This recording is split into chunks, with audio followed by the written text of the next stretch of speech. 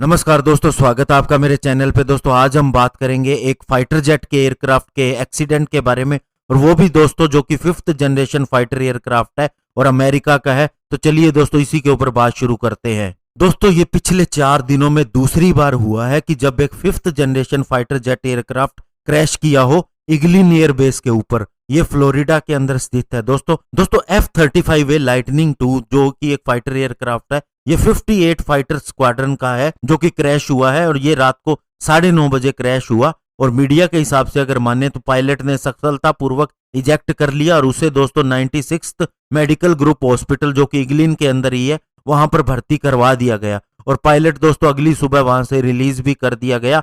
ये बात स्पोक्सपर्सन ने कही है जो कि विंग ऑफ इग्लिन से जुड़ा है। और इस रिपोर्ट में यह बताया गया कि ये जो पायलट था ये एक रूटीन नाइट ट्रेनिंग सॉर्टी के अंदर था। ये बात रिलीज हुई है। और इसके अलावा दोस्तों जो फर्स्ट रिस्पॉन्डर थे इस एक्सीडेंट के, वे सीन के ऊपर हैं और इस साइट को सिक्योर कर लिया गया है। और बताया गया है कि ये एक्सीडेंट जो है वो अंडर इन्वेस्टिगेशन है। इसके अंदर किसी भी तरह की सिविलियन प्रॉपर्टी या फिर किसी की लाइफ को डैमेज नहीं हुआ है। इवन पायलट भी सुरक्षित है, ये बात कही गई है। और इसी तरह से दोस्तों पिछले शुक्रवार को एक F-22 रैप्टर का भी एक्सीडेंट हो गया था और वो क्रैश हो गया था, और ये भी एक ट्रेनिंग पर्पस के लिए था, और इसके भी पायलट ने इजेक्ट कर लिया था सफलतापूर्वक, और उसे भी सेम हॉस्पिटल के अंदर ले जाया गया और ट्रीटमेंट चला और वो ठीक हो गया। और दोस्तों ये जो था $150 मिलियन का फाइटर जेट था जो 43वीं फाइटर स्क्वाड्रन से था और 325वां फाइटर था। इसके अलावा दोस्तों बता दें कि इसमें बताया गया इन्वेस्टिगेशन के अंदर जो आया बात निकल के कि ये पायलट का एरर था, इस वजह से इस फाइटर जेट का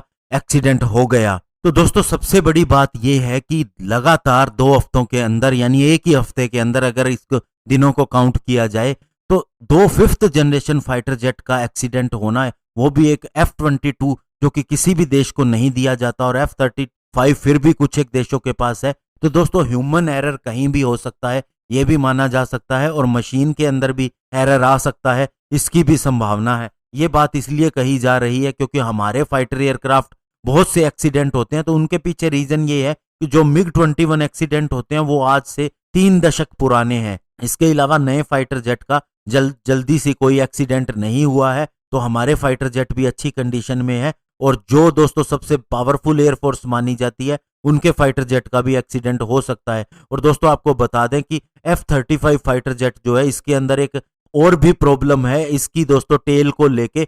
उसके हिसाब से दोस्तों सजेशन जो आया था वो ये था कि इसको सुपरसोनिक स्पीड पे न उड़ाया जाए बल्कि इसको नॉर्मली उड़ाया जाए। और ये भी तर्क दिया गया था कि ये फाइटर जेट जो है वो स्पेशली अपने वेपन सिस्टम के लिए जाना जाता है, इसलिए ज्यादा तेज चलाने की जरूरत नहीं। वहीं दूसरा आर्गुमेंट ये भी कहते हैं कि ये फाइटर जेट की खासियत ही ये है कि जब तक दुश्मन इसको पकड़ने की कोशिश करे उससे पहले ही ये उसके नजदीक आके फायर कर देता है। तो ऐसे में दोस्तों F-35 के साथ कुछ एक इश्यू चल रहे हैं, और F-22 के साथ में क्या इश्यू है ये कभी भी रिपोर्ट नहीं किया गया क्योंकि ये किसी भी अन्य देश को नहीं दिया जाता। इसके पीछे एक लॉ है अमेरिका के अंदर, और यही कारण है कि वह केवल अमेरिका के द्वारा ही इस्तेमाल किया जाता है, और इसकी जो भी प्रॉब्लम है वो अमेरिका के अंदर ही रहती है। धन्यवाद, जय हिंद।